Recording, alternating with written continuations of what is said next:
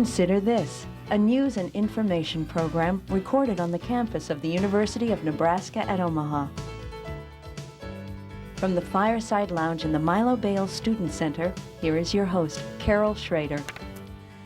Hello and welcome back to the University of Nebraska at Omaha. I always enjoy about 2 weeks before the elections, every 2 years, when we try to bring together the heads of the state Republican and Democratic Party for some intelligent conversation about the differences in their candidates and philosophies and what's going on in the election, sort of what the dynamic is. So they are here, they've agreed. I want you to meet from your left on the screen, David Kramer. He is head of the Nebraska Republican Party, and chairman of the State Democratic Party is Steve Ocampo. And you will be seeing throughout the show, if you have never referred to either one of their websites, whichever one or both you choose, you will get a chance to jot down their website. So welcome.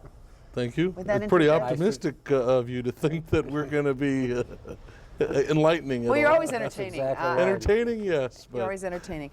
I think that what has been interesting about this campaign is that, and we're looking forward as we tape this to the second presidential debate. You'll probably already have seen it when this airs.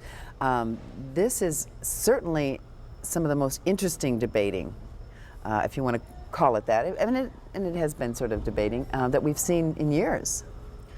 Well, the first debate, I think everybody, most people at least, maybe with accepting David Kramer. Now he's going to accuse me of giving you this entree off the top. Believed that John Kerry carried the day. And the interesting thing to me was to watch the second debate and see who's really running the country. And having said that, I think that John Kerry did really injected some vigor and some energy into his campaign and energized Democrats with his performance in the debate. Well, some people would say that was long overdue. Well, and a lot of Democrats, including myself, would say that was long overdue. Yeah, honesty is an important part of this process, Dave. But I think John Edwards just went toe-to-toe with Dick Cheney.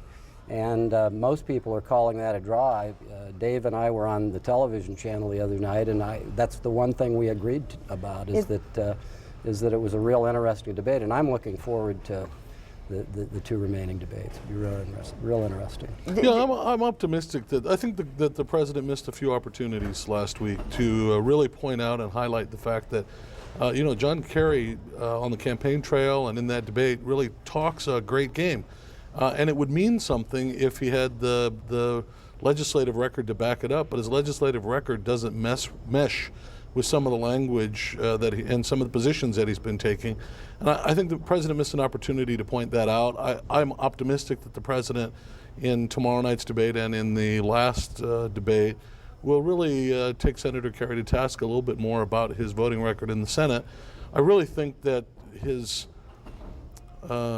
past voting record, his experiences in the Senate are much more likely to be good indicators of how he would be in the White House than what he says in the debate or what he says on the campaign trail. Okay, I want to ask you each a question, and the other can respond, but it's more directed for your candidate from my point of view, not as a partisan person or a nonpartisan person or as a journalist, but as someone sitting there trying to figure out not who I'm going to vote for, but what this means for the future of our country, and not in the ways you always say. I'll start with you, and my thing that I find interesting about President Bush, and I'm not saying it's right or wrong, is that we went to war for one reason. This is not a pro-Kerry statement. We went to war for one reason, then we didn't find that reason, and even though he's a maniac, Saddam Hussein was a maniac and a dangerous person. My feeling is if we're going to go to war in the future, what is the standard for the reasons we go to war? Coulda, woulda, shoulda, maybe something. And that's that as a person who's a citizen, not a voter, but a citizen. Well, Carol, I dispute the premise that we went to war for one reason and one reason alone. In fact, I think if you go back and you look at the UN resolution that was adopted, the last UN resolution, I guess the 17th UN resolution adopted with respect to Saddam Hussein, there was a litany of items there that were articulated as legitimate reasons for supporting taking, at least in the words of that resolution, some significant dramatic action against Saddam Hussein. It wasn't just about weapons of mass destruction. You have someone who, throughout the entire tenure of UN resolutions, has been violating them, has been ignoring them, has been, in fact, taken, as we saw in this most recent report that was out yesterday, diverting billions of dollars Right, from the oil money. what was supposed to be oil for food to purchase arms in contravention of that. And so I think we step back and look, if you go back and look at weapons of mass destruction was one reason that was articulated. It wasn't the only reason. And I think the decision was made not just by the United States, but by the world as a whole through the United Nations, that some action had to be taken against Saddam Hussein. And so this was not a willy-nilly decision. The president didn't wake up one morning and say, gee, I'm going to go after him. Okay, many factors. Setting the standard for the future, and we are the only superpower, and one would argue that we should be the leader. Yes, we have a right to defend ourselves if you've believed he was a threat to this country, and I guess that depends on where you are on that. But we are setting the standard for how countries decide to attack other countries, and I'm more worried about the future. But I don't think we can articulate a single standard. I think it's all fact-based. It's based on the particular instances at the particular time that it's being reviewed. And I think that you know, we live. If you look at Iraq, it was not just the United States acting alone. It's not just the United States and Great Britain acting alone.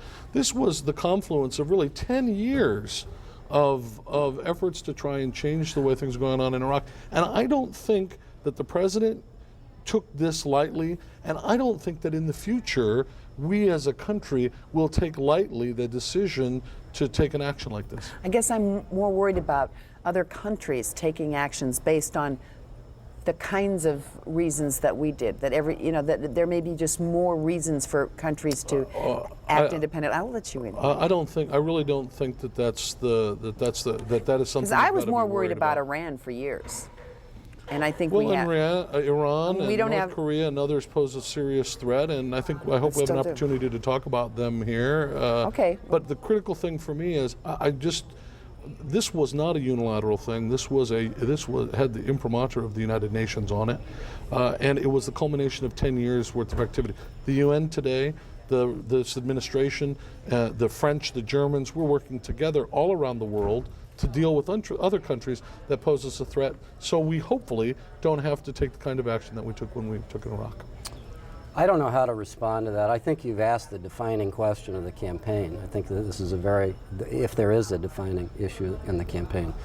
If George Bush's current criteria, to the extent that I can understand it, and I believe I do understand it, is what this war was all about, we might as well haul off and preemptively attack 60 other countries. The fact of the matter is, this administration justified this war on 2 or 3 bases. Number one, Iraq had weapons of mass destruction. They made no bones about that, Dave, and they said that was the number one reason, and that Saddam Hussein was a threat to the United States.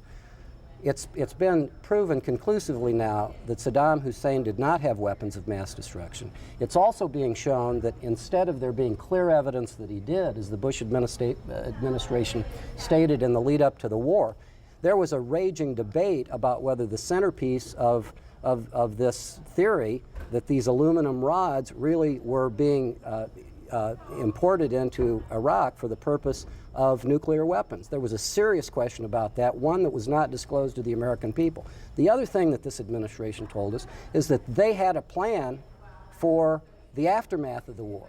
And the fact of the matter is, if anybody reads a newspaper or listens to a news program or has been doing anything but sleeping in the last 6 months, they know that we've got a catastrophic mess on our hands. The administration is not telling us the truth about what's going on over there. Well, and that is and the fact that they're not telling us the truth is as much a problem as the catastrophic mess that we have on our hands over there. The administration is not telling the truth. They are in denial about what's happening. And this is not, there was not a large coalition behind this effort. There was not. We've incurred 90% of the coalition costs in this case.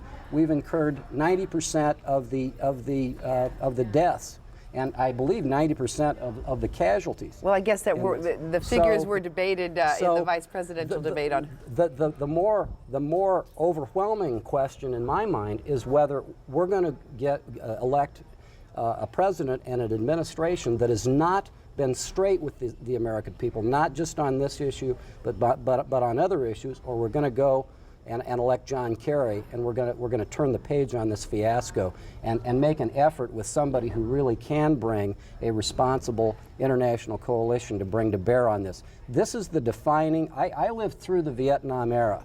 I remember back, and I know I'm older than you, Dave, at a time when there was great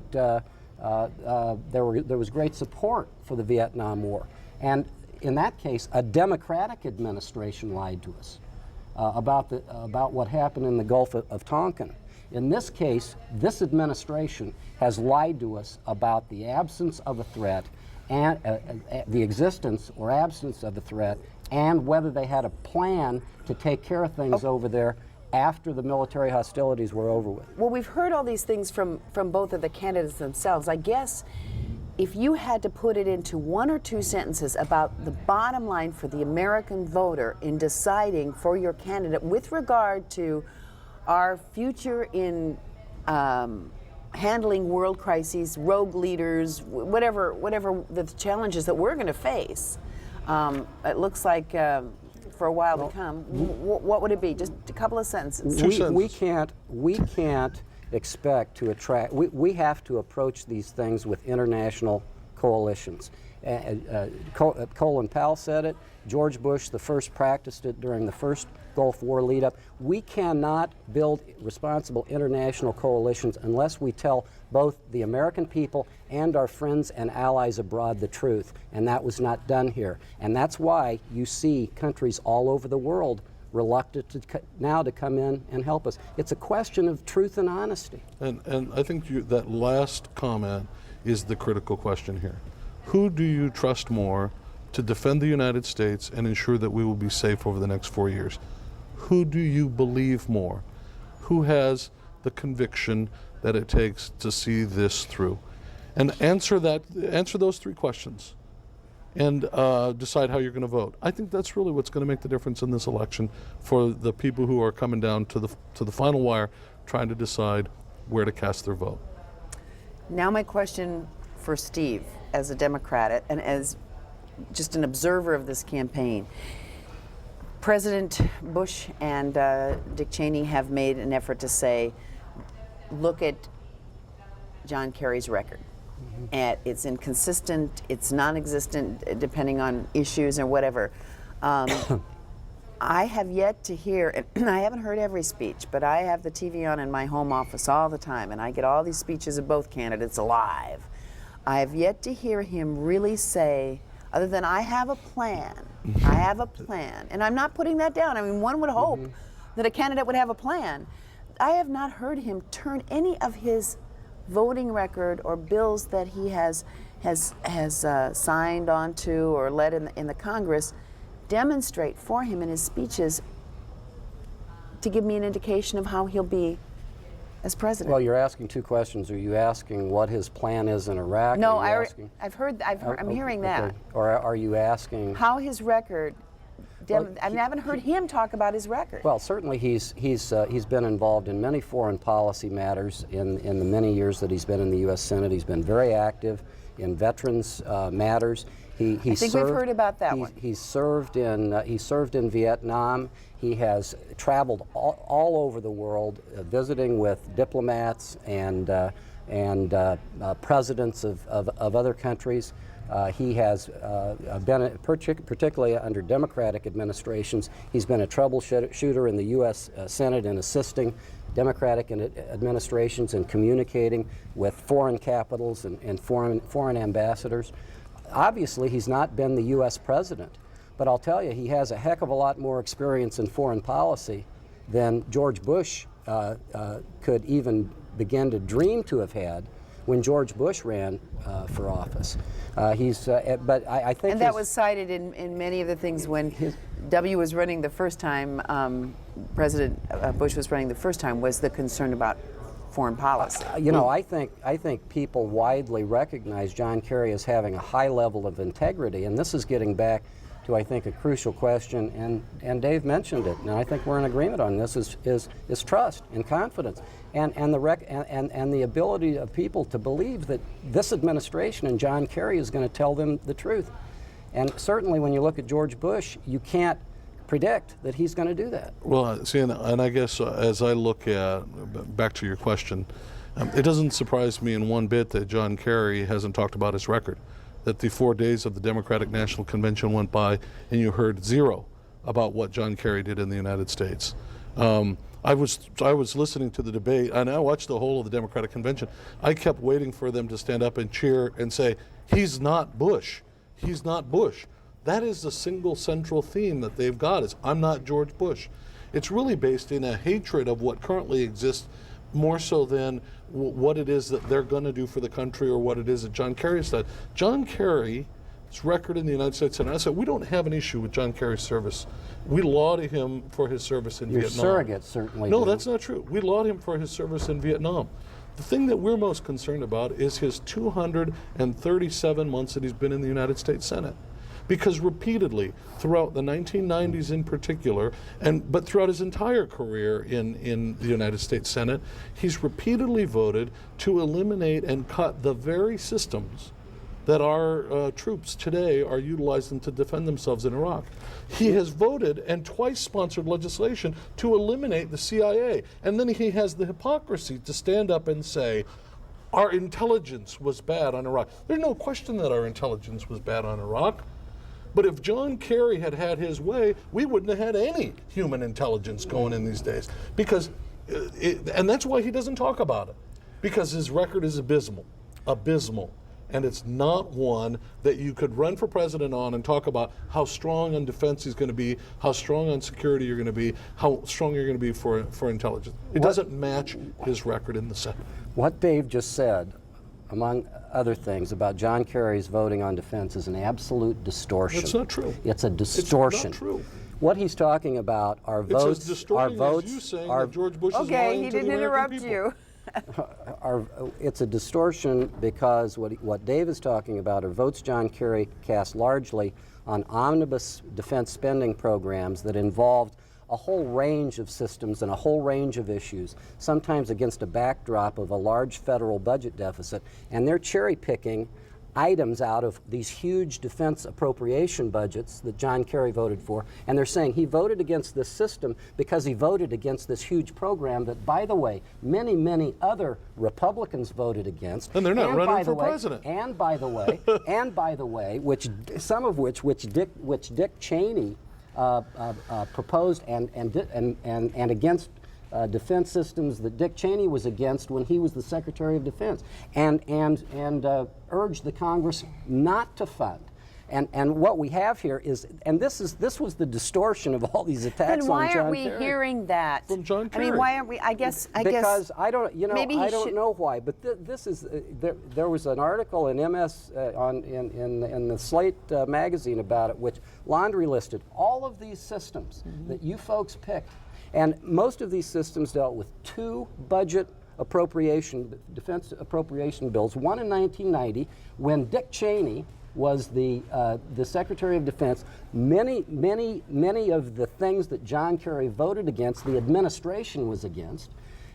That was back when we had this huge deficit left over from the Republican administration, and the debate was about whether the trade-off on what we were going to do to address the deficit, or how many programs, not just defense programs, we were going to fund. They leave that out when they talk about all these distortions. I recognize that in 1990 we were coming down from the Cold War, and there were significant changes that were being made. But John Kerry's record doesn't just start in 1990. It starts in the early 80s, eliminating the CIA, not Okay. funding the. I mean, and that's why he's not talking about it. Usually, That's why my he's not talking friend about it. Dave is a fair advocate, but in this case, these are just blatant distortions That's not true. of John Kerry's record. That's not true. They I are. mean, That you know, is true. I mean, Go it's- back and read history, Dave. It's as blatant a distortion as standing here saying that George Bush lied to the American people. Okay, we're going to take a time out here, and we're going to do what I called, and you're not old enough to remember, but you remember the old College Bowl.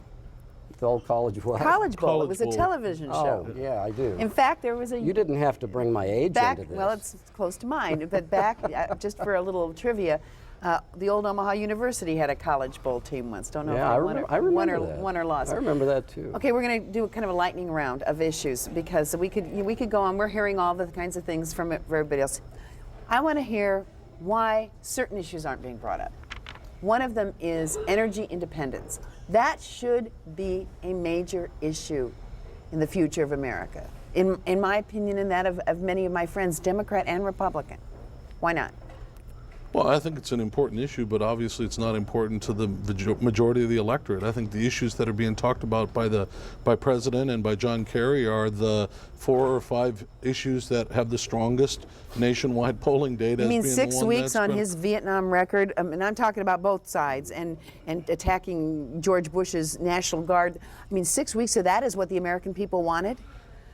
Sells newspapers. Sad story, He but doesn't, it sells he doesn't newspapers. have a good Okay, answer for energy this. independence. He doesn't have a good answer for Well, this. Energy because- independence. No, wait, hold on. The We've been trying Republicans, the Republicans Don't be sorry, don't Steve. have, the Republicans don't have a good answer for this because they're not for uncoupling our dependence, our energy program here in this country to foreign oil. And why aren't the Democrats John able to use that Kerry, as an that's issue? all over John Kerry's website. When he goes on his campaign stops, he talks about that. He talks about ethanol. He talks about wind energy. He talks about how bad the current energy bill is that's before Congress because it's so dependent upon foreign oil. Okay. That's not. But why is this the is current something- energy bill? Why has the current energy bill died? This is Why has the current energy bill The current died? energy bill has 2 died reasons. because your party sold out to My party? to the manufacturers of MTBE. That's not even- and gave them That's not true. a complete hold 58 harmless. United States senators voted for the energy bill. The House of Representatives passed the energy bill, but it's because of a number of there's 2 issues. It's the MTBE, an additive, by the way, which People the U.S. don't even government. know what- Well, That's Nebraska but farmers my point know. is, well, and we're talking about Nebraska. the- Okay, well, wait, well, hold on. So hold it's on. it's a subject of some Okay, significant see, discussion. you feel strongly about it. I think that it and many other issues are being not ignored in the sense, but are not being given the play they need in relation to things like national defense and. That's and why the people problem change the is channel. the- You start talking about this stuff. People Okay, we'll change blame the channel. news They people who buy- don't no, make it No, I'm not interesting. even talking about the. Well, it's my job it's my job and Steve's job to help inform the folks. It's the candidate's job to talk about. Energy. The problem is it's not being talked about because it's not being captured on Tom Brokaw and Dan Rather and Peter Jennings at night, and that's and they the set problem. some of the agenda too. And there's enough blame to go around.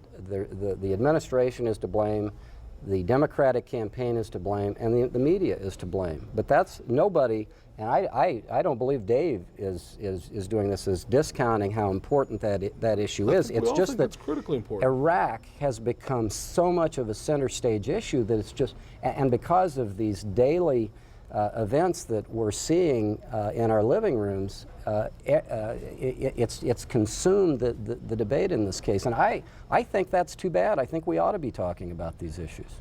And I mean, Not that national security and those things aren't. You've heard significant raised issues about ANWR and exploring the Alaska National Wildlife Refuge for finding new sources of domestic oil. One of the things that's been the subject of a great deal of debate in Congress is setting the new CAFE standards, which is the level that cars have to come to in terms of mile per gallon. And that's an ongoing debate. I think it's one that both parties have different ways to address it, but I don't think it's sexy enough to make the evening news, sexy enough to be in the newspaper, and but both candidates have different plans for how they're going to get You to. know, we've got 44 million Americans that don't have health insurance coverage. Well, I was that just- doesn't, that's that, my that next doesn't thing. get much play. I- We've got a $422 billion budget deficit Okay, that, let's that the go, but let's get to administration is running. the health care. That's not getting we're much play. reaching a crisis on the ability of, or the inability of growing numbers of people in this country to not be able to afford or not have a full-time job or not have a job that gives, gives full or partial insurance. And I guess I am appalled by the fact that I'm not hearing both parties making that a major issue. Well, I because- think you heard it because- talked about in the domestic debate. vice presidential debate, Right. And I expect that we'll hear it talked about in the domestic policy debate, don't you? Yeah, well, I think from my perspective, of course, the Democrats have the only plan that's on the table. John Kerry is going to give tax breaks to people so that they can fund a portion of their health insurance to make it more affordable. But shouldn't we be asking the problem is whether we revisit the Medicare prescription drug benefit and we allow, which the Republicans don't want to allow, our federal government to negotiate With with the drug drug companies. company. Imagine that. I guess what is hard to believe is that everybody has the right plan. I mean, you have the right plan, you have the right plan. We don't engage the American public in deciding what components make a right plan. Well, but part of that is because I think, well, first of all, the American public is engaged, just not in the way that you might be contemplating. What you have is a situation where the seniors have a huge say. Well, there wouldn't be a drug benefit in Medicare if it weren't for the seniors, you know, AARP. or AARP and those kinds of. I mean, it's something that was a centerpiece of the Democrats for 40 years. I think we really have to get back and let's take a step back and ask a question. What you're talking about is dealing with symptoms. Let's talk about why is it that health insurance costs are skyrocketing? Well, and you have one answer. No, I don't. Malpractice. No, I'm not. No, Or that's. I George don't Bush have does. one. I mean, I'm not saying That's that. pretty much No, they're saying Cheney that and that's. Bush, but they're saying malpractice. that's one of the issues that contribute. You got to admit, I think that Nebraska. I mean, in Nebraska, we're pretty fortunate. We have malpractice caps in Nebraska. Our doctors' insurance premiums remain significantly lower than they have anywhere across the country. Yeah. We don't have too much. But I'm not even getting it. I'm not just saying that. I think that's a little teeny piece of it. When it comes to healthcare, we should have a broader discussion on it. The only thing we hear out of George Bush's have mouth 1 minute. is malpractice costs caused by the trial lawyers, demonizing the trial lawyers. 0.5%. There's a whole spate of things we need to do. We need to reimport, allow reimportation of drugs from Canada. We need to permit. Are we over? We're getting there. We need to permit our government to negotiate with drug companies. Bottom line is there are a lot of things. Life is complicated. This world is complicated. We need more public discussion instead of two guys telling us what's right. But if you that's think my that it's editorial just comment. those two people who are participating, I think I you're know wrong. that, I mean, I know. because this is way broader than that. I realize it's not just those two people, or these two people. Steve Ocampo, head of the Nebraska Democratic Party, David Kramer, head of the Nebraska Republican Party. Thanks for joining us. Hope I'll see you both on election night. Thanks, Take care. Hope so too.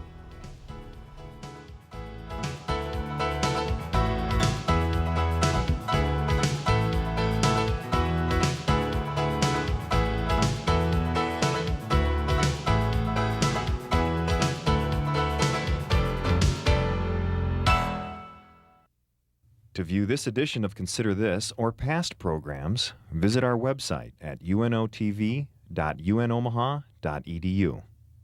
For comments or questions, call 402-554-2516 during regular business hours. Consider This is a production of UNO Television.